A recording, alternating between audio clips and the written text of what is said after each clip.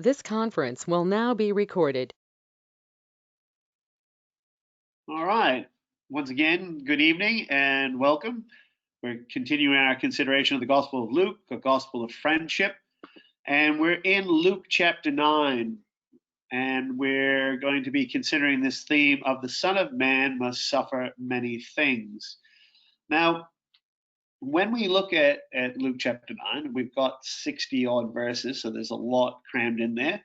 And we've got a really noticeable shift in Luke's narrative. So up until this chapter, things have been moving in a fairly positive way. I mean, there's always the odd hiccup in the life of Christ and all of the individuals that he came across. But by and large, Luke's record is quite positive. And then we get a whole bunch, when you consider that there's been none of information in this chapter that is sort of sowing seed. If we can pick up on that theme from last class in chapter 8 with the sower, is this idea that's being sown that Christ is going to suffer. So if you've got Luke chapter 9 in front of you now, we could do a very, very quick and abridged version, and I appreciate that some people might be looking at the clock and thinking, I'm about to get away on the Queen's birthday. So for those people who really want to get away, and I'll be watching the numbers and seeing how many people drop off after this. If you want to understand Luke chapter 9, read the life of Elijah. The life of Elisha wouldn't hurt any, but at least the life of Elijah, and 2 Corinthians chapters 3 and 4. That's the essence of it. That's the mindset that's being discussed. That's what we're going to try to unpack tonight. But there you go.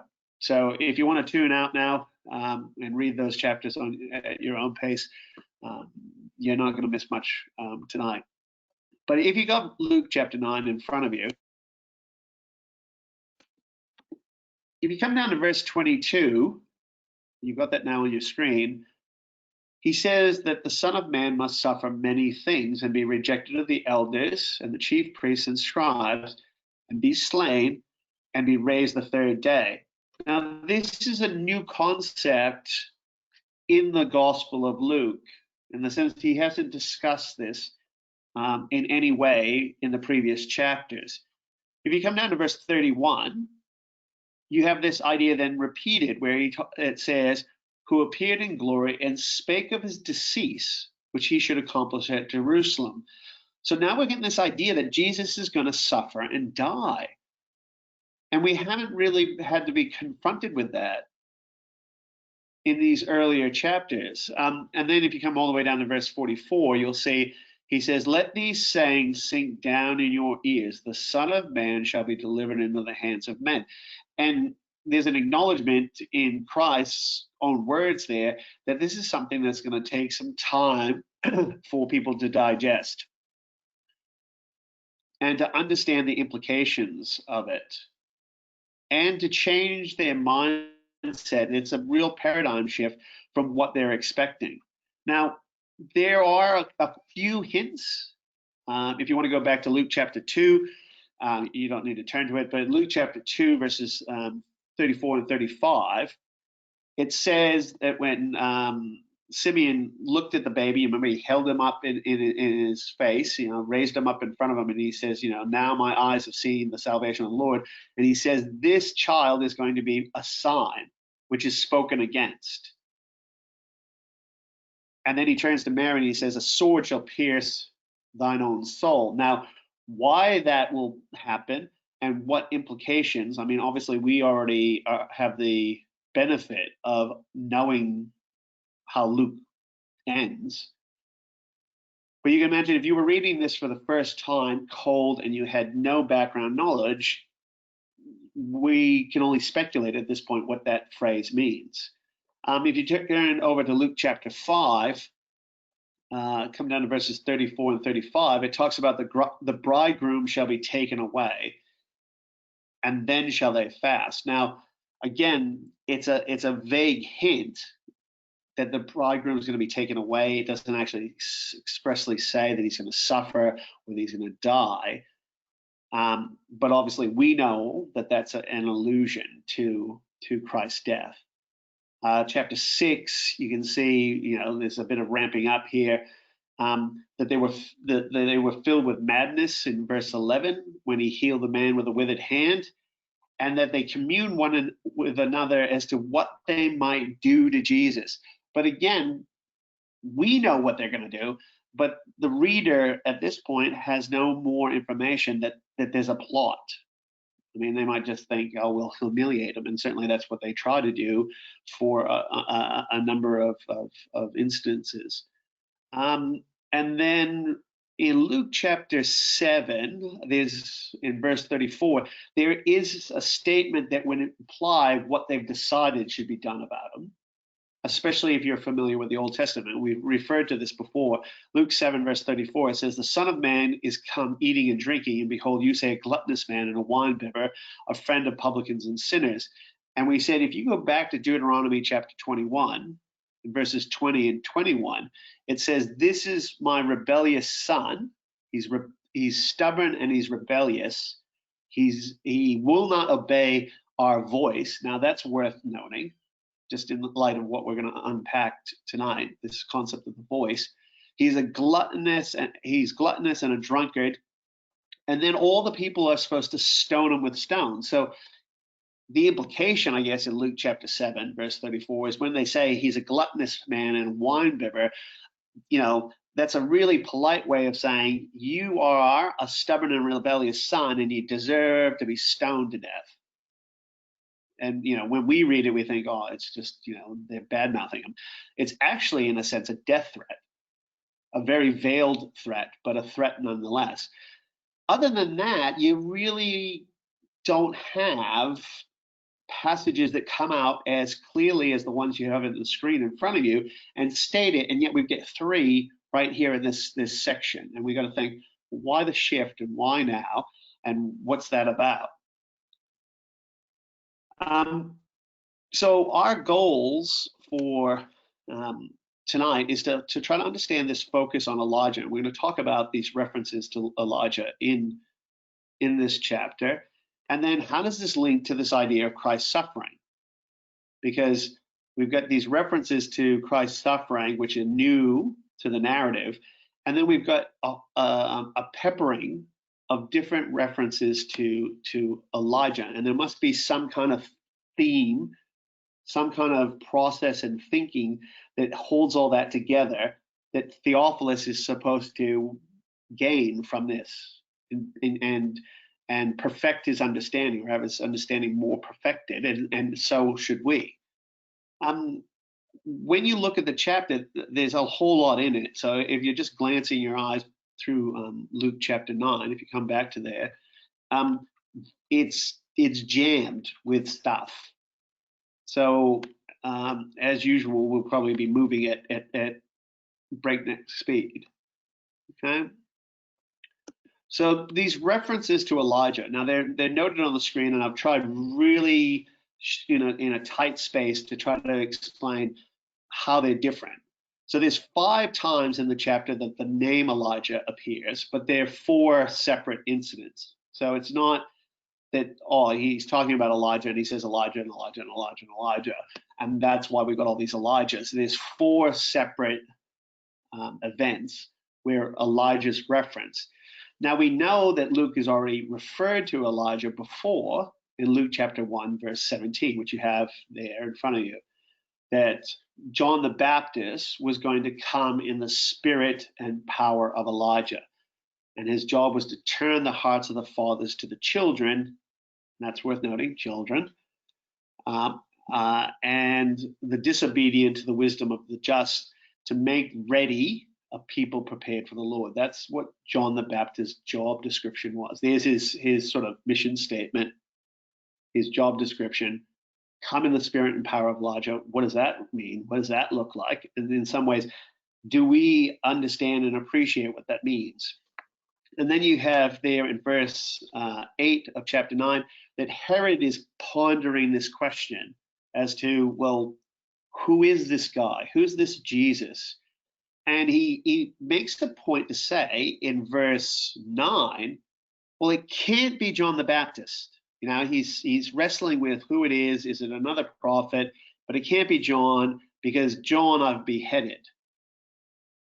Okay, and there's a link to the demise of John the Baptist in this question that Herod's got, and Elijah is floated as a possible answer.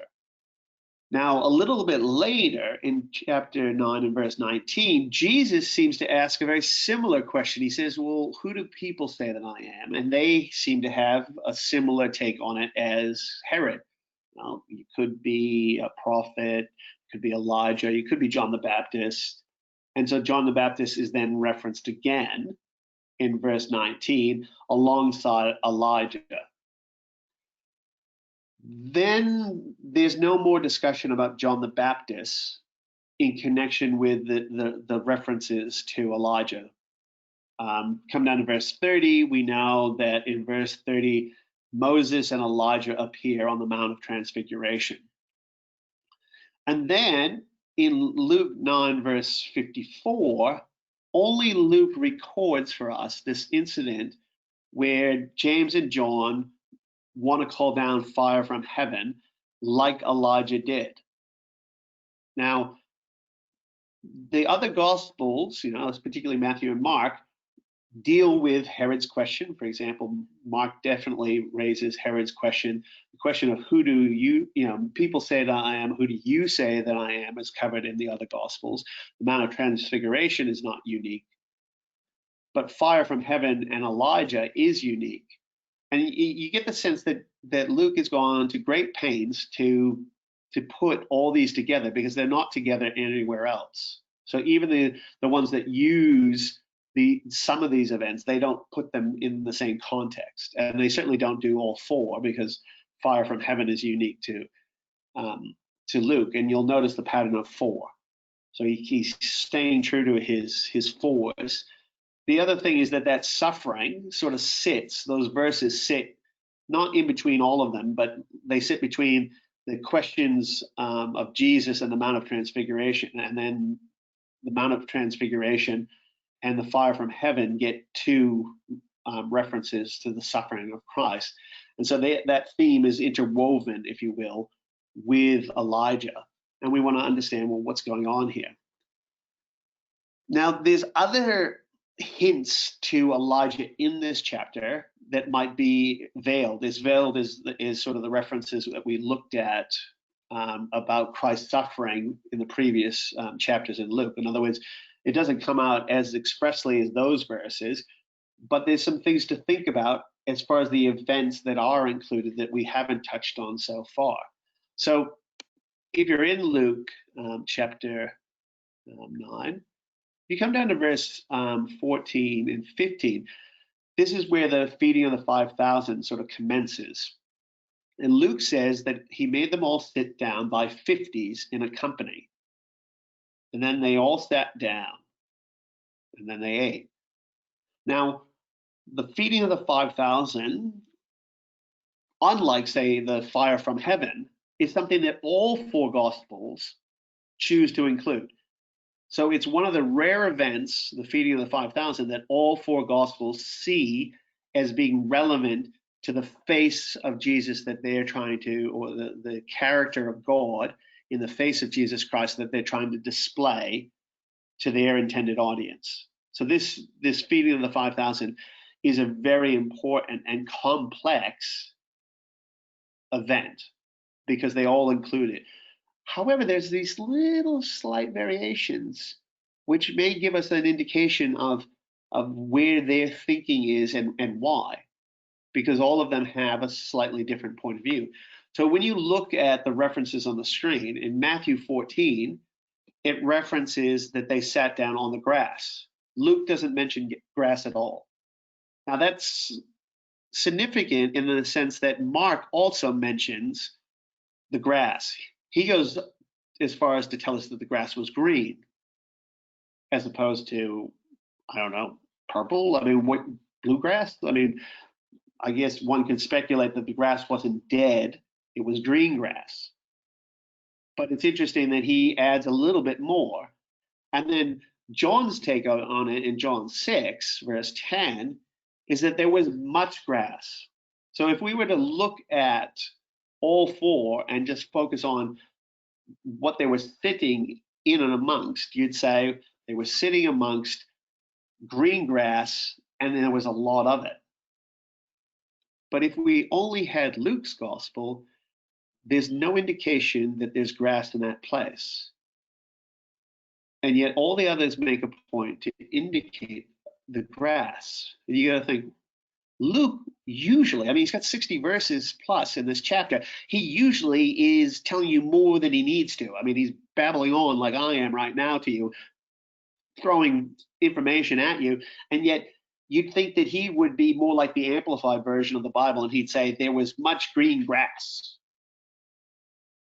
And all the others would just be more singular in their thinking. Now, he mentions that they sat down in 50. Now, when you look at Matthew's gospel, there's no mention of 50s. In John's gospel, there's no mention of 50s. Now, I could have that wrong, but I didn't see it. Mark does mention 50s. But the thing that's also interesting is that Mark is the only one outside of Luke who also references Elijah and Herod's question about Elijah in his record. So when you go to Mark 6, you'll notice that Herod's question about who is this guy? Is he John the Baptist? He can't be John the Baptist because I beheaded him, is also in Mark 6, where Matthew's questioning and reference to Elijah is elsewhere. John doesn't seem to worry so much about that question. John's record on the feeding of the 5,000 is huge. It's a huge chapter in John. Mark's dealing with the feeding of the 5,000. He references this idea of could it be John, and then he goes to great lengths explaining it can't be John because he spends the bulk of his chapter explaining how John died. So the big lead up to verse 39 in Mark 6 is a very detailed record of the death of John. And so one of the things that we know is that the death of John the Baptist and the feeding of the 5,000 are, at least in Mark's gospel and Luke's, placed next to each other for us to see a contrast. And Elijah is part of those two records, the servant and man gospels, where the king and the eagle, the son, don't talk about Elijah in that context. Now, you might think, well, who cares? Like, what is that all about? Well, when we think of companies of 50, we think of Elijah. Now, what's interesting is if you keep your finger there, and we're going to do a bit of flipping, I did warn you that Elijah is going to play a pivotal part, and we will spend some time looking at Elijah's life. Just come over to 1 Kings chapter 18. Because in 1 Kings 18, we have a company of 50, but we don't have just a company of 50. It's not like, well, let's just go through our Strong's Concordance and find all the 50s and see if there's some relevance there or some connection. In 1 Kings chapter 18, we have a company of 50. We have Elijah, so there's another connection there. We also have the feeding of the people who are in 50s, and we also have them eating bread. Now, we don't have everything. It's not just a replica of what's going on, but there's certainly a lot of strong allusions to this section. So when you go back to 1 Kings chapter 18, you'll notice that it says, and Ahab called Obadiah, this is verse 3, which was the governor of his house. Now, again, Ahab and Herod do share some similar qualities. So you've got two, you can make a link between the two kings, Herod and Ahab, and tease that out. But Ahab called Obadiah, which was governor of his house. We got that link to the idea of houses again, and Luke's love of that. Now, Obadiah feared the Lord greatly. For it was so, when Jezebel cut off the prophets of the Lord, that Obadiah took 100 prophets and hid them by 50 in a cave and fed them with bread and water. So he also makes people sit down in 50s in a cave and he feeds them bread. Now, I don't know whether Luke's reluctance to include the grass, which all the others seem to include, is because it was unlikely to have grass in a cave. I mean, it's speculative if that's the reason he's silent on grass. But certainly this theme of Elijah and all the other little things like the companies of 50 that Luke chooses to reference have their repetition in the life of Elijah. And that company of 50 will be repeated because, as you know, when fire was called down by Elijah on people, that was companies of 50 again. And so you've got this idea of 50s being alluded to through Luke chapter 9 and what is done with them. So here's 50 prophets who are fed, and then John and James are picking up on this idea that, hey, we should call fire like on Elijah did on companies of 50. And you're thinking, well, there's a contrast between the feeding of 50s and the destruction of 50s. And we're going to come back to that company of 50 scenario and the fire from heaven. The other thing that happens in 1 Kings chapter 18, if you've still got that on your lap, is also fire from heaven. So Elijah's life in some ways starts with fire from heaven coming down on the contest on Mount Carmel, and it consumes the offering.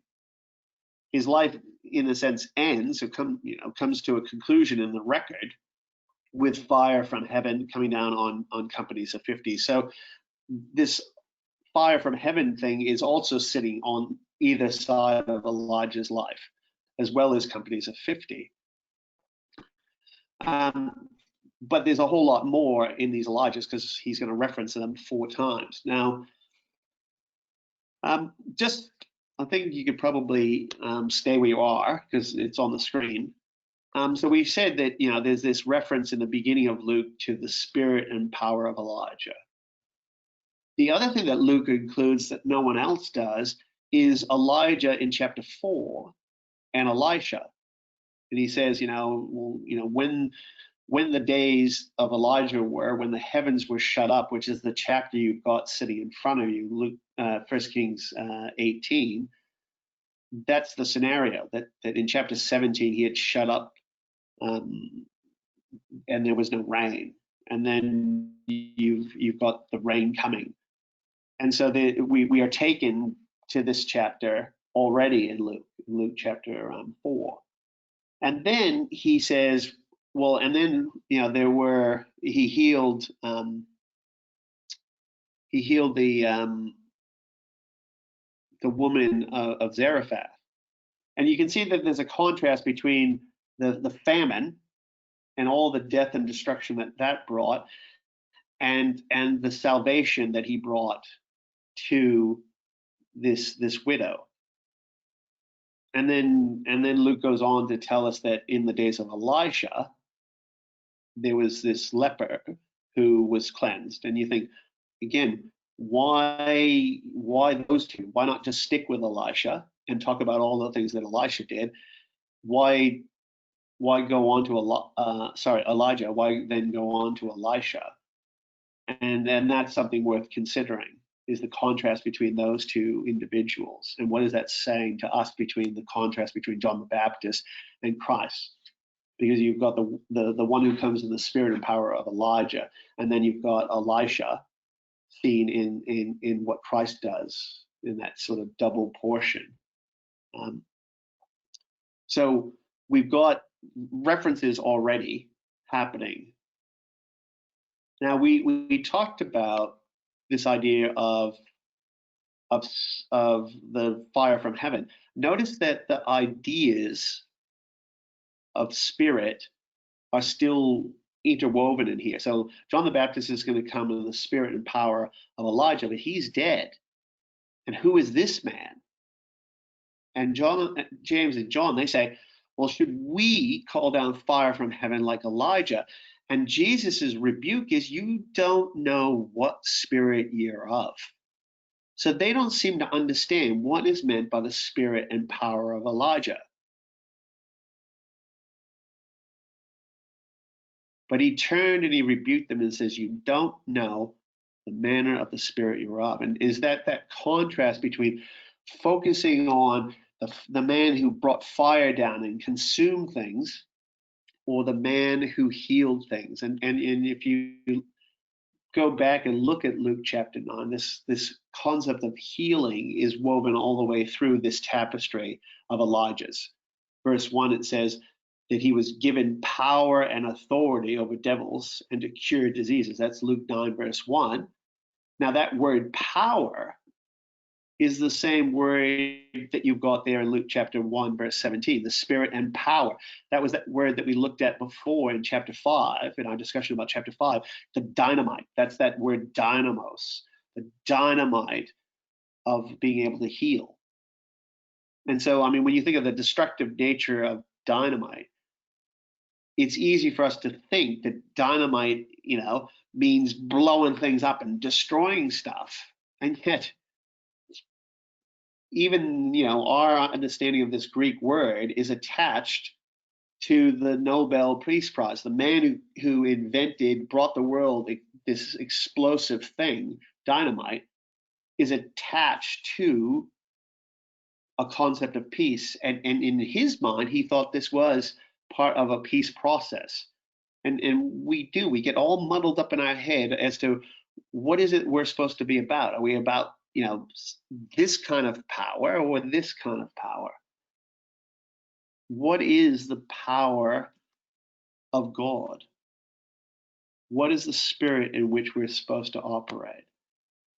Luke 9, verse 6, and they departed and went through the cities, preaching the gospel and healing everywhere. And he continues to do that throughout this chapter, that the spirit that we want to operate under, the spirit that Theophilus is supposed to embrace, is a spirit that heals, not destroys. And James and John are still working on that. Remember, these are the sons of thunder, we're told in Mark's gospel, the sons of Boanerges. Now, that means children of rage. Luke's talking about being children of the highest, and James and John are still struggling with being children of rage. And so they're on a journey, the sons of thunder. And again, keep that in the back of your mind, because the word thunder and that idea of the storm and the raging power plays out through Elijah's life, and we'll look at that. But when we think about this scene of Luke chapter 9, it's a question of, well, what is meant by the spirit that we are of? And hopefully we will come to a better understanding of what that spirit is supposed to look like. Now,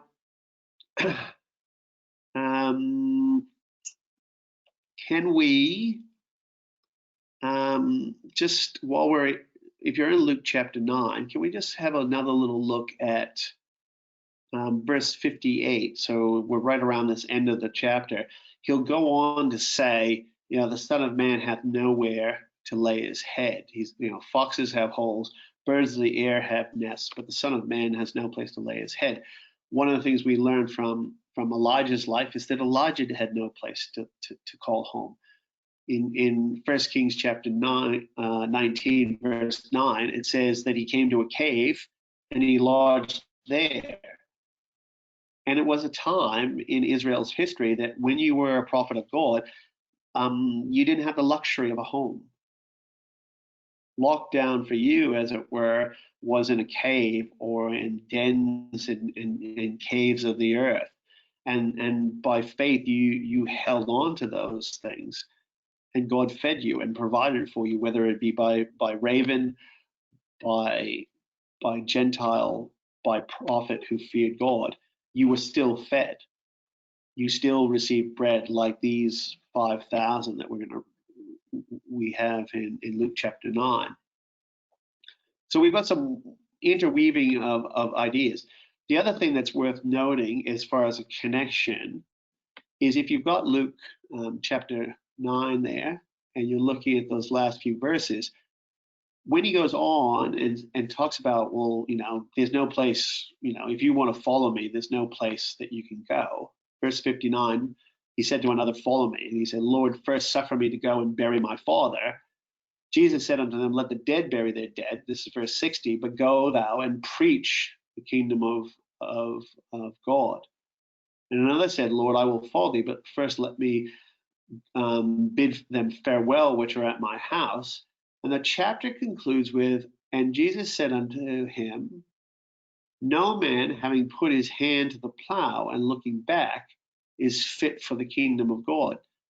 Now, that seems to be a veiled reference back to Elijah and Elisha as well.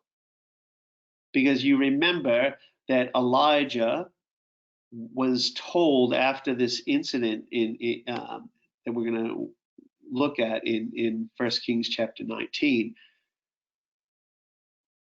he was then told, well, go and anoint, was it Hazael and Jehu and Elisha? And the first person he meets is actually Elisha, and Elisha is plowing with 12 yoke of oxen. And he says, can I first go back to my father's house? And you think, well, there must be some kind of link there, because you've got Elijah all the way through this chapter. And then he makes a reference to this, anointing, the anointing of Elijah. And he says, well, you can't put your hand to the plow and turn back. And that's how he found Elisha. But what did Elisha do when he went back and, as it were, said farewell to his family? Was it looking back like Lot's wife? And well, certainly not. It can't be. That can't be the interpretation, because Elisha was this prophet who receives a double portion, who goes forward in faith. And what we do when we read the end of 1 Kings 19, if you want to turn there, you can go back to 1 Kings chapter 19.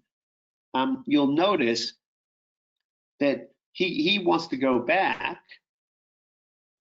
but what he does is he goes and he kills the oxen. He uses the instruments that he was plowing with to cook it, and then he gave to the people, and then he followed, and they did eat. So again, you've got this interesting connection between Elisha's calling is not one of turning back and going back to your old ways and loving your family more than Lord.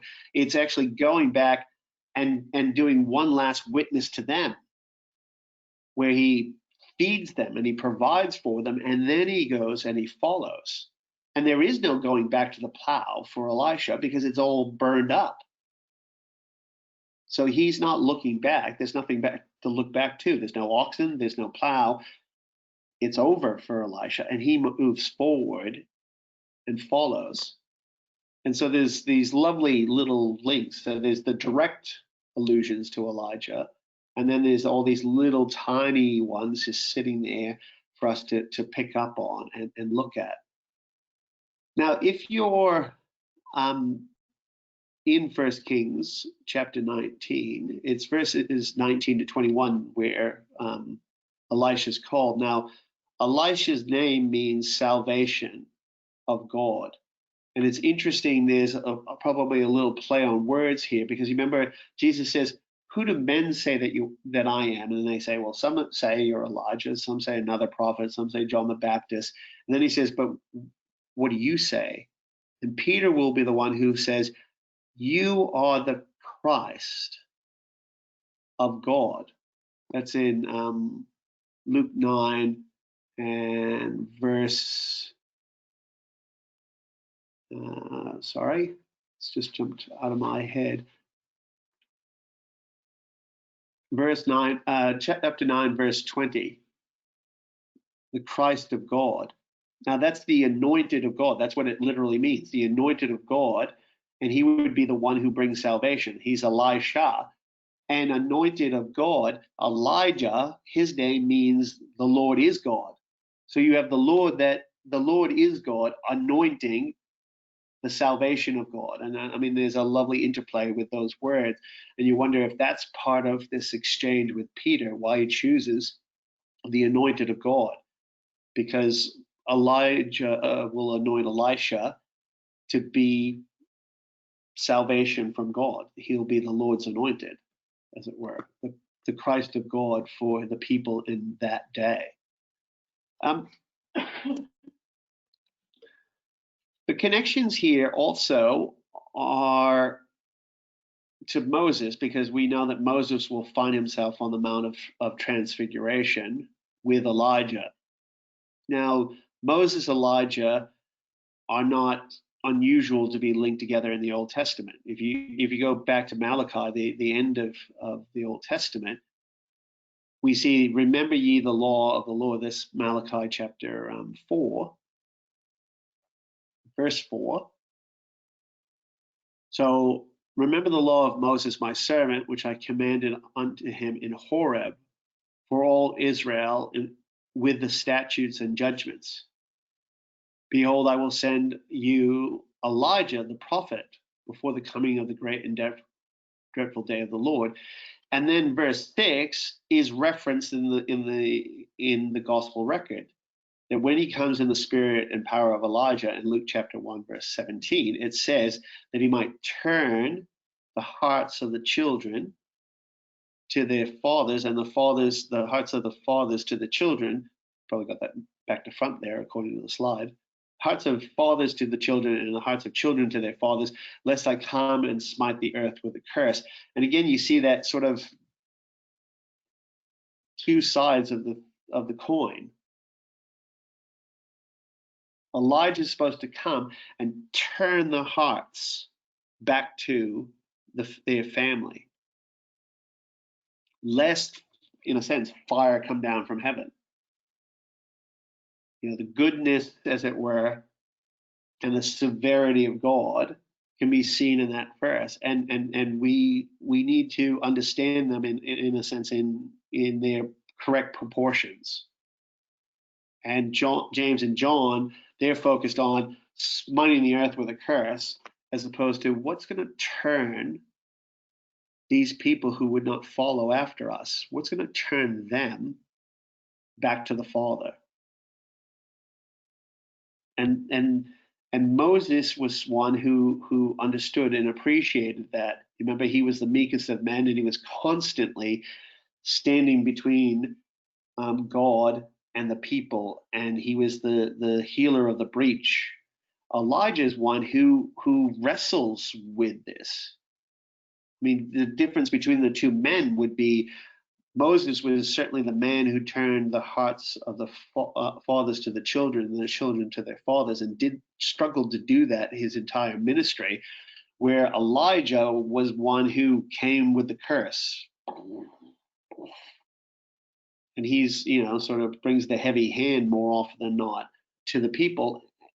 He was dealing with Ahab and Jezebel, though. I mean, you got to cut Elijah a certain degree of slack. The ground there was pretty packed hard, to pick up on the idea of the parable. But you'll notice that the law was given, it says, in Horeb. And that's a commonality that they also share, which we'll look at.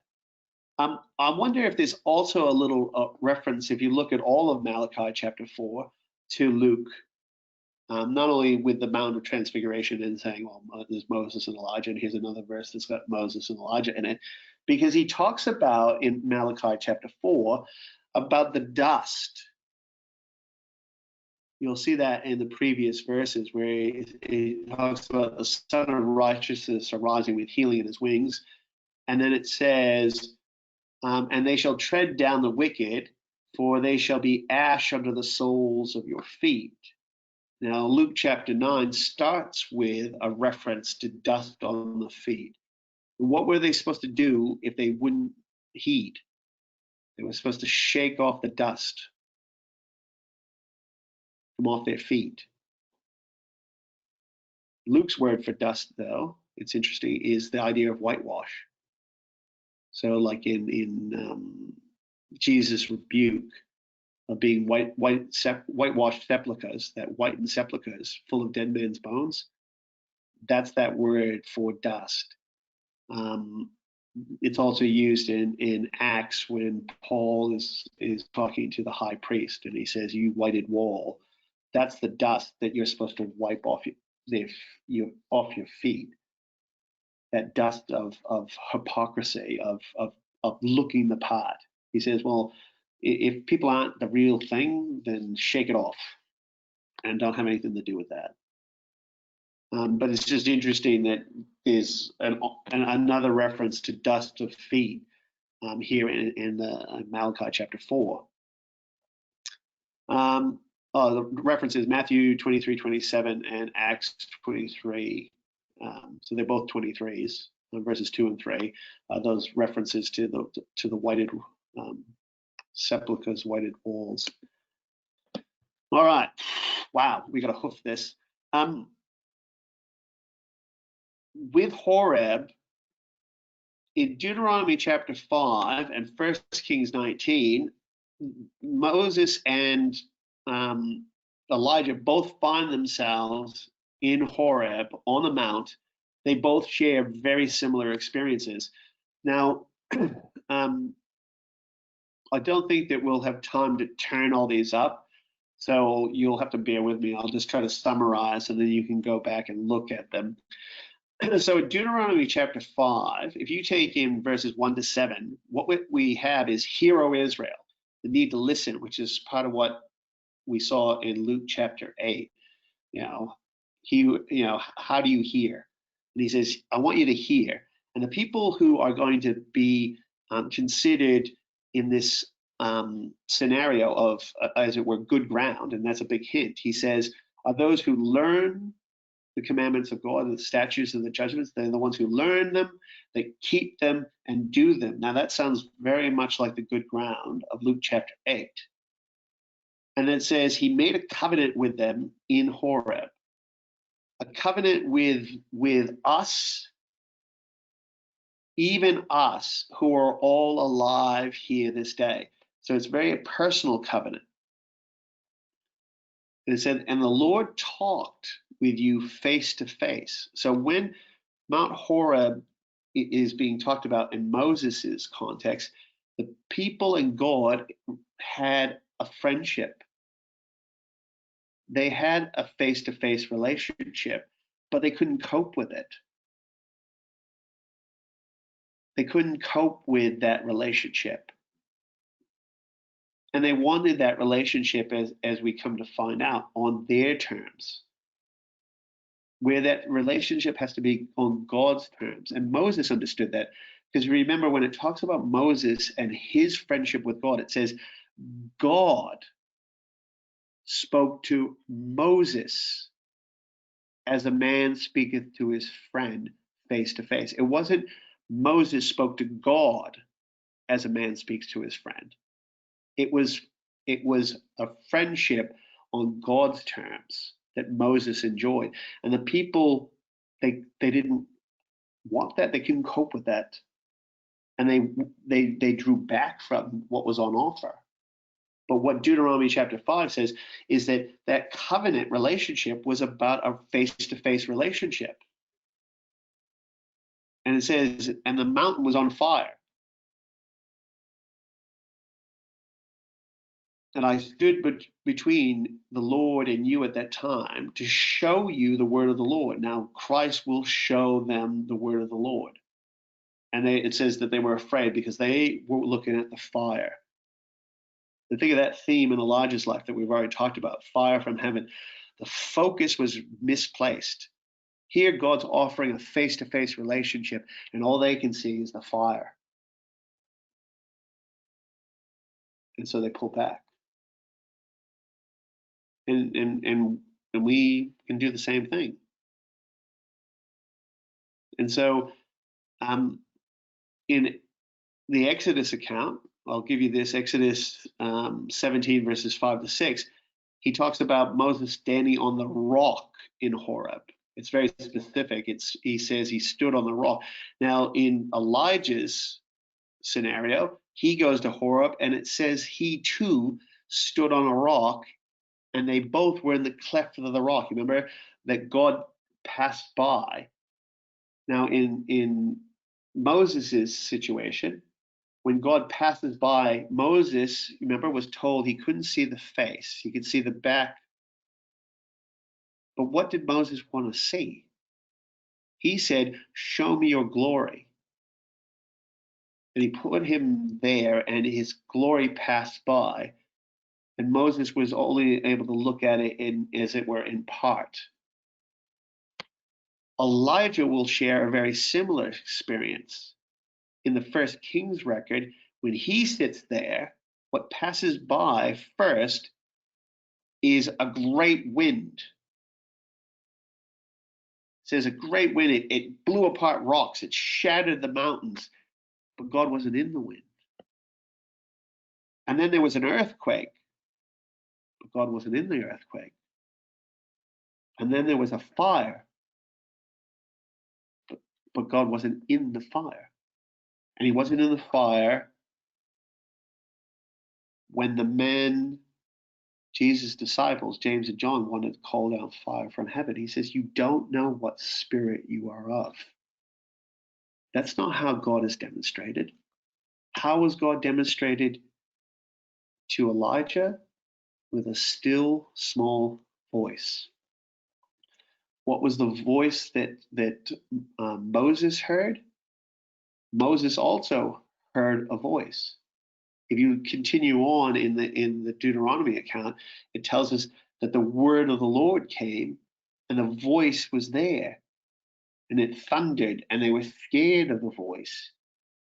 But the commandment came. That's what Deuteronomy goes on to tell us. Deuteronomy 5 is the 10 Commandments. And on the other end of the 10 Commandments is the voice of God. If you can take in all of Deuteronomy 5, that's what we say, is this idea of the playing with the voice. 2 Chronicles chapter 5, verse 10, don't turn to it. It says that in Horeb, the 2 tables of stone were delivered by Moses. Moses delivered them. Now, and it says that they were put into the ark. Now, that's an important detail. Chronicles tells us that the 2 tables of stone that Moses delivered to the people in Horeb went into the ark.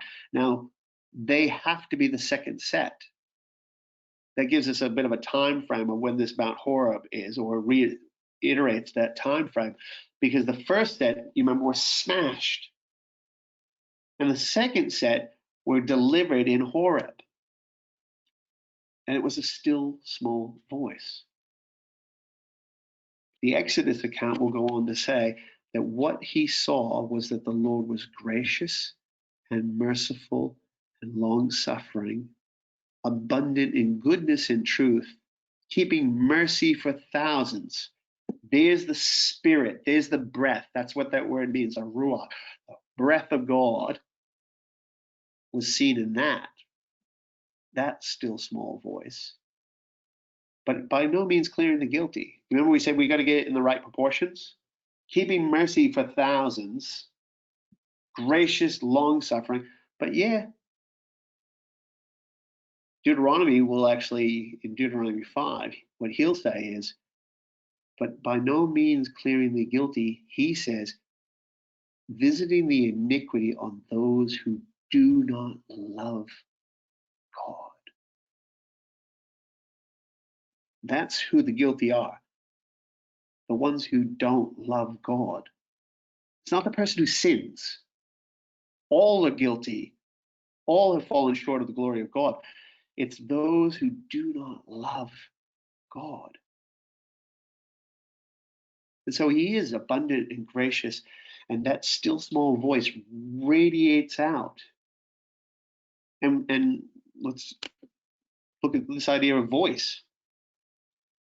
Deuteronomy 5:22, with a great voice. And this is where they start to back away. Still small voice. John the Baptist, it says, what's your job? Who are you? And he says, I'm the voice. The voice of what? Remember, it's the voice of one crying in the wilderness, prepare ye the way of the Lord. If you go to Isaiah 40, don't turn to it. You know those words. Isaiah 40, the servant prophecies begin with, Comfort ye, comfort ye, comfort ye my people. Speak comfortably to my people. That's what the voice came to say. And then the voice says, now what do I say? And he says, remind the people that all flesh is grass. And you actually get a sense from the Isaiah record that it actually goes on to tell you that not only is all flesh grass, but it's about the sowing of the seed. Isaiah 40, verse 24, you can look at it on your own. He says, yea, they shall not be planted, yea, they shall not be sown, yea, they shall not take stock in the root. Isn't that a reminiscent of the parable of the sower? Where did Jesus get those ideas from? Isaiah 40.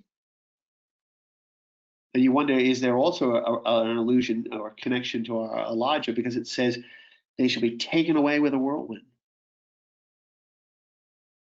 And Elijah was taken away in a whirlwind.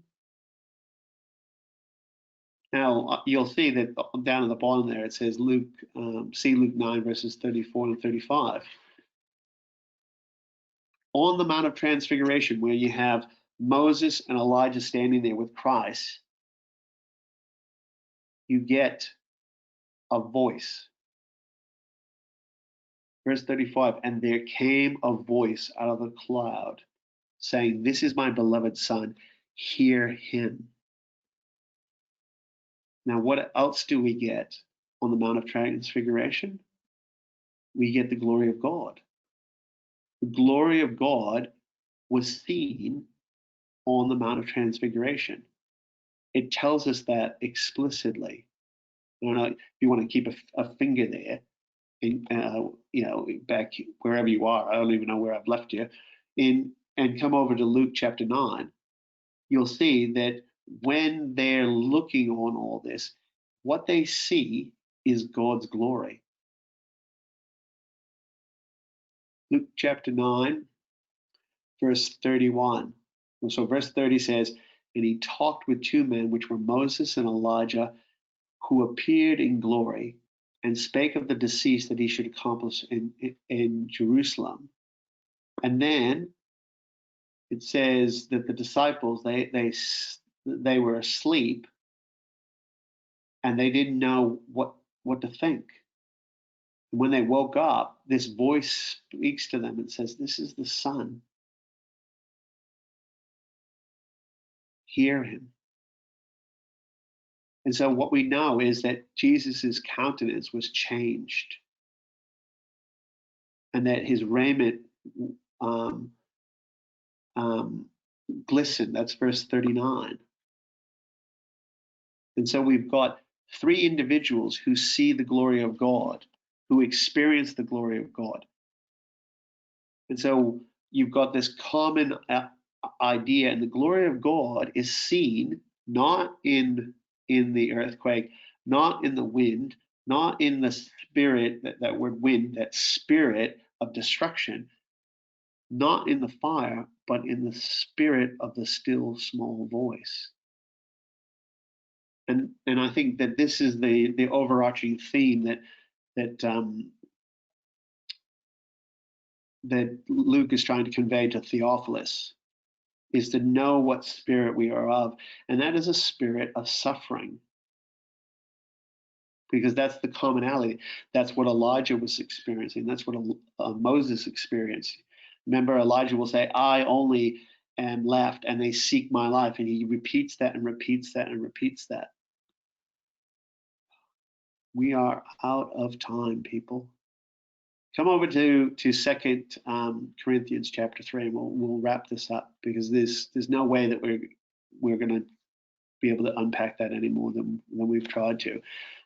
You'll just have to go back and have a look at the life of Elijah in that 1 Kings 17 through to 2 Kings chapter 1 and 2, and look at all of these allusions, because there's far more that we haven't been able to cover. Come over to 2 Corinthians chapter 3.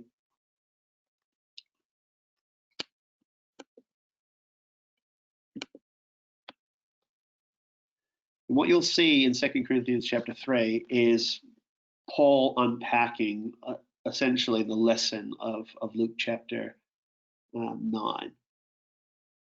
What is meant by this idea of the spirit in which we operate, and this hiding the face and revealing the face. And so just looking at a few verses there, 2 Corinthians chapter 3, verse 3, the Spirit of the living God, it's not in tables of stone. It's not in those two tables that went into the ark. It's supposed to be seen in the fleshly tables of the heart. If you just cast your eye on your way down to verse 18, which is obviously at the bottom of the screen, but if you're looking through your chapter there, note verse 6, the Spirit giveth life. Verse 7, 8, the face of Moses for the glory of his countenance, and it was a glory that was to be done away. How shall the ministration of the Spirit be rather glorious? Deuteronomy 32, verse 20 will say, he will hide his face from them because they are a forward generation, a children in whom there's no faith. Luke 9, verse 41 will say, they're a faithless and perverse generation. The veil is on their face because there's no faith. That's what we're told in verses 13 to 16. A veil over his face, a veil that's not taken away in the reading of the Old Testament, a veil which is done away in Christ. The veil is upon their heart. Nevertheless, when it shall turn to the Lord, the veil shall be taken away. When we turn and look upon our Lord, when we engage in the relationship of friendship that's on offer, when we heed the still small voice and submit to that, then we draw near with open face. That's what it says. And how do we know that? Look at the language of the verse at the bottom of the screen there, verse 18. But we all with open face, beholding in a glass the glory of the Lord, are changed. That's the same word, transfigured, in the gospel accounts about this incident with Moses and Elijah, are transfigured into the same image from glory to glory, even by the Spirit of the Lord. It's the Spirit of the Lord, that spirit of the still small voice. That's what infects the change. And it's glorious. I'll give you just one last thing to think about. Turn over to the next chapter, and then we'll call it quits. 2 Corinthians chapter 4, verse 6. For God, I don't even think we need to explain this. I'll just read it, and then you can just digest it. For God, who commanded the light to shine out of darkness, hath shined in our hearts to give the light of the knowledge of the glory of God in the face of Jesus Christ. That's what we're coming to see in Luke's gospel. The glory of God in the face of Jesus Christ. That's what was revealed on that Mount Horeb. That was what was revealed in the Mount of Transfiguration. That's what's been extended and been placed on offer for us. And then when we think about what we're going through and what we're coming through as a group of people and individuals right now, for which cause we faint not. But though our outward man perish, the inward man is renewed day by day. For our light affliction, which is but for a moment. I mean, think of how true those words are. Our light affliction. We've been in lockdown in our homes for like 2 months. Worketh for us a more exceeding and eternal weight of glory, while we look not at the things which are seen, but the things which are not seen. For the things which are seen are temporal, but the things which are not seen are eternal. Thank you.